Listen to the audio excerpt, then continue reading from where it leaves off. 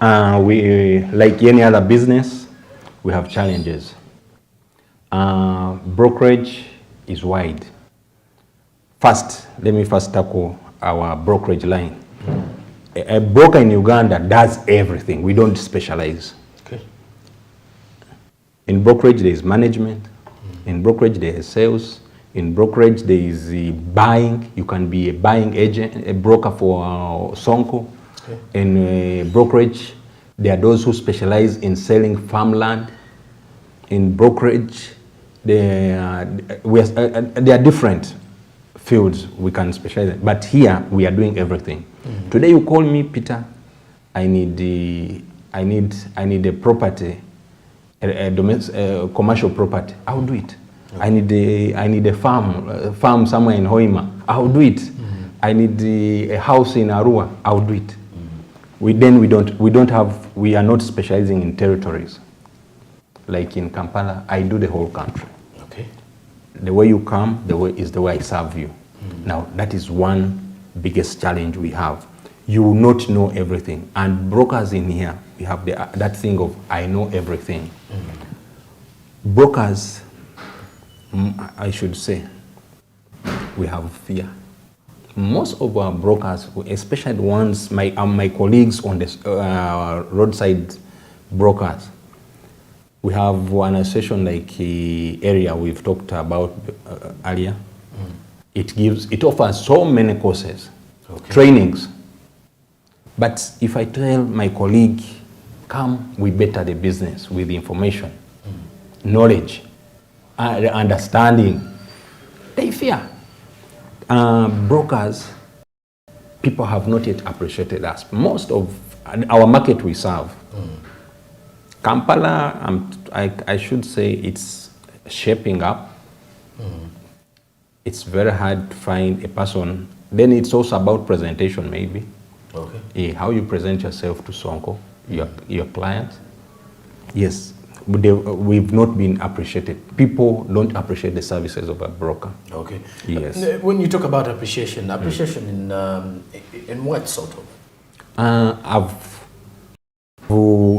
got for you an office, a property you wanted. Exactly. We agreed you're going to give me a 10%. Because we are not regulated now. 10%. Then you calculate at the end of the day, after getting your client, the tenant has paid 10 million. He says, this man is going to get 1 million off me. Did he build? Is he the one who has paid? Okay. You get your 200. You say, man, Zezo, have that for your time. That is not appreciating my service.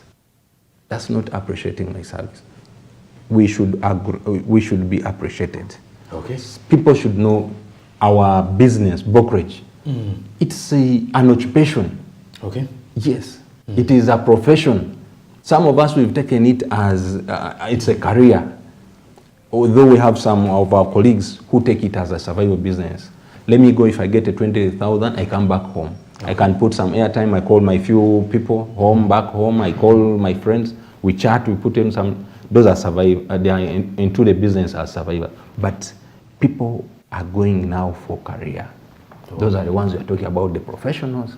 Yes, they have an address, they have people they pay, they have teams they work with. So let's also now look at the situation. Once a client or a tenant comes to your workplace, your office, and goes, and then you find for them property. Now, where does the relationship between you and the client end? Because there are scenarios where I should say, you have got this client, you also don't know where the client is coming from. You only know only a few things that he has told you. He's looking for a house, he has been living in this area, and he wants to relocate. And then you go help them find a house. Then after a few months, you will hear some misunderstandings and issues with the landlord. Then the landlord will come directly to the broker. You brought me a wrong tenant. Or you brought me a thief, you brought me... Is that your concern? To be truthfully, a broker must know the person. Okay. We've had some scenarios of our brothers from different, even here, who are money launderers. True. They take a business into someone's premises, And, then and you it completely becomes have nothing. yes. When the FIA or police comes, even the landlord is affected Why because they else can some- close off the property for 6 months as the investigation go on. So you must know your tenant, your client. But those are rare scenarios, I should say. Okay. Yes, those are rare scenarios. But when they have small conflicts, you can go in. Your relationship, like me and my services, when a person comes, whether was referred or was a walk-in, I will make sure there is a continuity of a relationship. It does not end at closing the deal. Now, what is the best way that we can professionalize the brokerage business or the brokerage job? Because now when you talk about the issue that Ugandans do not appreciate enough, or they do not consider this as a more professional job as it is, or as the people in the different sector or in the sector are trying to make it look like, or how far most of the people are actually making sure that they push it to where they want it to be professionally. But what are the things that need to be done? One, from the maybe from the government perspective, then two, from you players. The player. Okay. One, we need the law. Okay. Not the tenant landlord, but the real estate law. Okay. It covers all that. There are so many things. We need the law in place. Then we need an umbrella body which is empowered. Like we have our Association of Real Estate Agents, which is empowered to train, to actually, mainly we need information, training. It's a process. Yes, we need to have courses in universities, in schools. We have to have practitioners, licenses. Those are the things we are looking at to call it professional. Right now, I don't like using the word professional today, because I'm in a business which is not regulated. I'm in a business which, like any other business person, you wake up today, you become a car broker. Yes, there are some ethics they are trying to put. These associations we belong to. Yes, but we should have a law in place. Then the law will be our guide. What our do's and don'ts should be within the law. Yes. Okay. And also putting it in this particular perspective of property and properties, I've got to see that now that is the issue of property services and property consultants growing up in Uganda recently. And I would want to at least also ask, pose a question from there. Are people from that side also referred to as brokers, or these are now property agents? No. An agent is a broker. Okay. Like how they call me Peter Kajuma, referring to the same person. Okay. Yes. So it's simply yes. Just now, a change of terminologies. Exactly. I would say Knight Frank. Okay. You've heard of Knight Frank. It's one of the biggest. They will be called property managers or property agents. It's an agent. Okay. You find somebody, Kagwira in Munyonyo, he's a small man there. He's also an agent. Okay. He has his office. So it is an agent, brokerage agent. It's the same. Now, also, what does it take for one to venture into this? Because we would want to look at the guidelines before. If we want to regulate a sector, you would want to look at the best way to do so. Yes. Is by setting guidelines and saying, if someone wants to be a broker. Or to start up a property agency, these are the things that they really need to have. One, I should say, you must have been trained into business. Okay. A minimum of a practitioner's license or qualification, like the way area is the East African Real Estate Institute, at least you must have a foundation and an advanced certificate to go into the business. Not a free entry where we get even the wrong one. But anyway, it shouldn't be, I shouldn't say it should be a business course. Even we've seen doctors, we've seen lawyers, they are into real estate. Okay. But at least let's have a practicing license, a practicing certificate that what you're going in, you understand it, you have knowledge about it. Not you wake up now like the challenging times we've been in of COVID, so many people lost their jobs. I'm telling you, we have so many people in that category who joined real estate because there's no entry point. Anyone does. Anyone does. What you need today, and especially to survive in Kampala, you must have a phone. If you're advantaged and you have a smartphone, the better. Because we have groups, social media groups, where we share information. And you're lucky you join maybe area marketplace, area that is, we have a group. So we have about close to 700 members on the group. People post every day, throughout 24 hours. They post properties. They post properties, requirements, what their clients want. So you pick on from there. So you must have a phone. You must be able to go into the field to find out what's on the market, what's not on the market. Okay. Yes, in that when a client comes, Sonko, you have an idea where to start. You must be ready to associate with others. That's the fourth. Go into the networks of of your colleagues, the brokers. If you find the roadside brokers, those guys have information. That's why I'm one of the people who are advocating for them not just to go. Okay. They have information, they have field information. Me who sit somewhere, at times I don't have it. Yes, but I have my friend, maybe Waswa, is on the roadside there. He survives from this and is genuine. I call him Waswa, man, do you have this kind of property? He say, man, say, come, we go in and check it out. So we use them also. They have information, field information. Okay. So those are some of the things you should have if you are just to walk into it. But once it is professionalized, it will have some standards.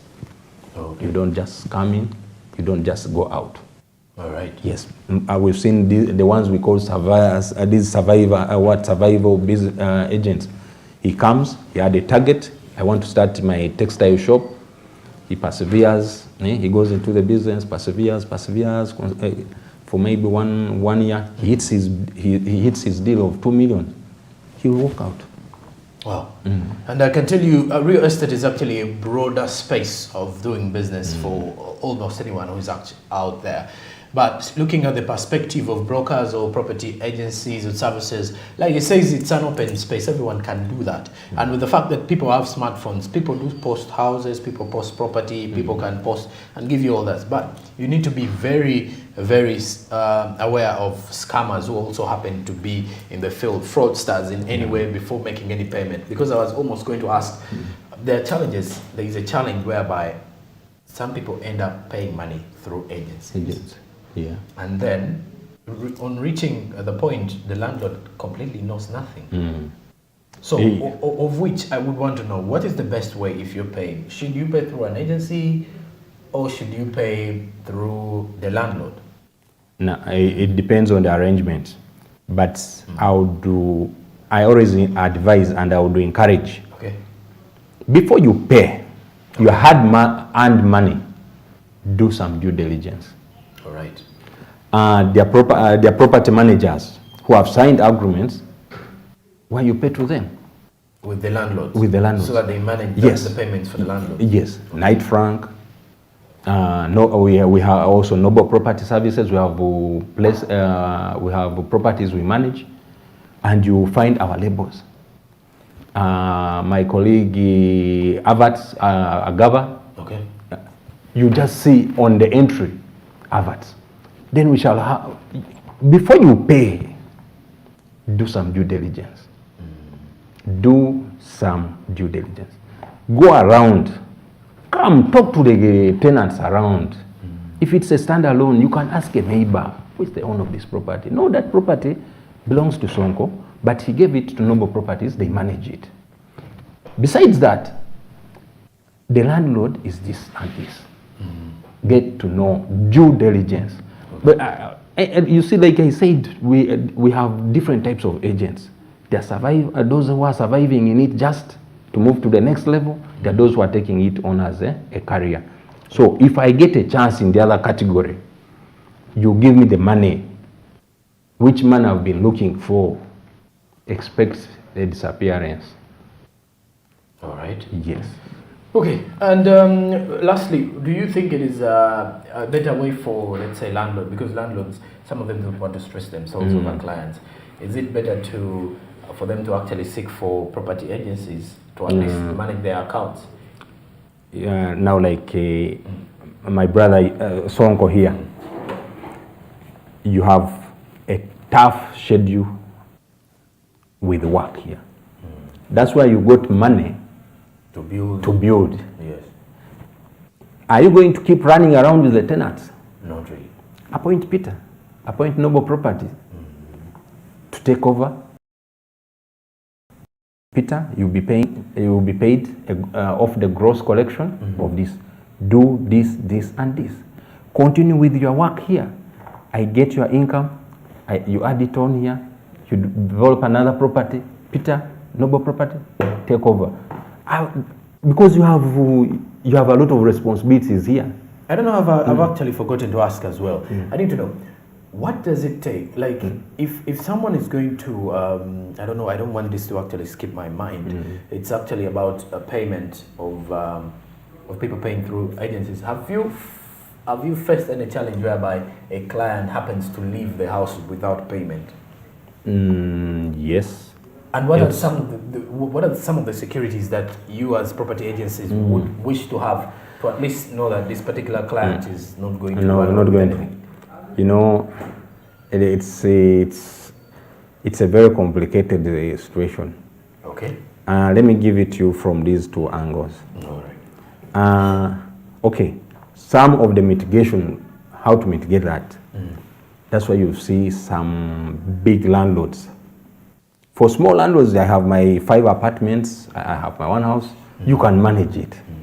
Now, the big landlords, what they've done, in the rent you pay, either you pay what they call a security surcharge, an equivalent of 1 month or 2 months, depending on the landlord.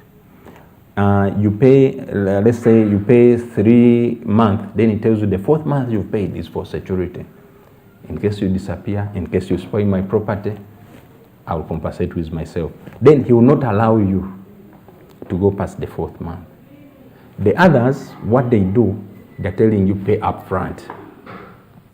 You're sleeping, today it's July, you pay 2 months up front to secure his income,